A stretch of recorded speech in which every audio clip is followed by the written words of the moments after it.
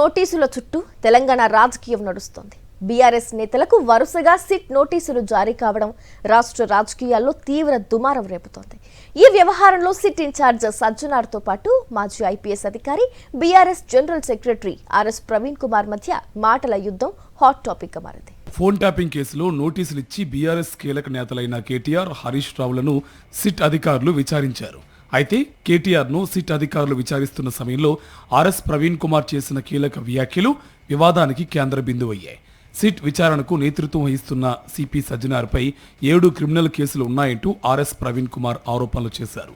అలాంటి వ్యక్తికి విచారణ బాధ్యతలు అప్పగించడాన్ని ఆయన తీవ్రంగా తప్పుపట్టారు.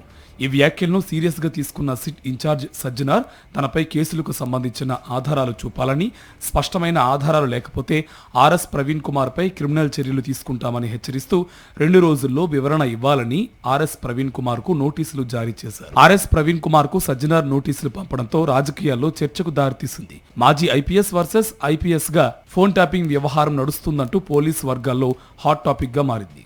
సజ్జనార్ నోటీసులకు మరుసటి రోజే కౌంటర్ గా స్పందించిన ఆర్ఎస్ ప్రవీణ్ కుమార్ 2015లో జరిగిన ఓటుకు నోటు కేసులో ఏపీలో కొంతమంది అధికారులపై కేసులు నమోదయ్యాయని, అందులో సజ్జనార్ పేరు కూడా ఉందని పేర్కొన్నారు.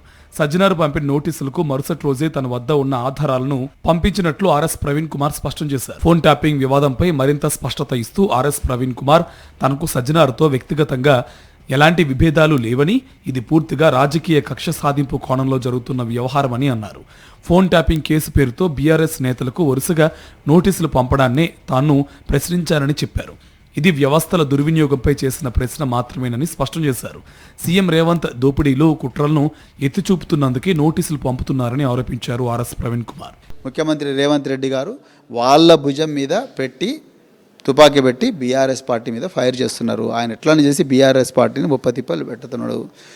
మేము ఈ క్రమంలో మేమేం చెప్తున్నాము, ఈ క్రమంలో సజ్జనార్ గారు లేకపోతే ఇంకా ఎంతోమంది ఆఫీసర్లు, మంచి ఆఫీసర్లు, రెప్యుటేషన్ ఉన్న ఆఫీసర్లు వాళ్ళు బలిపశులు అవుతున్నారు, పావులు అవుతున్నారు అన్న బాధ తప్ప ఇంకోటి అంతే లేదండి. అంతమించి వారికి వ్యక్తిగతంగా నేను ఆయన రెప్యుటేషన్ ఖరాబ్ చేసే పని నేను చేయను, అట్లాంటి మాటలు మాట్లాడను, నాకు ఆ సంస్కృతి లేదు. ఎలాంటి నోటీసులకు భయపడబోమని, బీఆర్ఎస్ నేతలకు ఎన్నిసార్లు నోటీసులు పంపినా తమ నాయకులకు అండగా ఉంటామంటున్నారు ఆర్ఎస్ ప్రవీణ్ కుమార్. రాజకీయాల్లోకి అన్నింటికీ తెగించి వచ్చారని, ఈ నోటీసుల వెనుక కాంగ్రెస్ తో పాటు బీజేపీ హస్తం కూడా ఉందని ఆరోపించారు.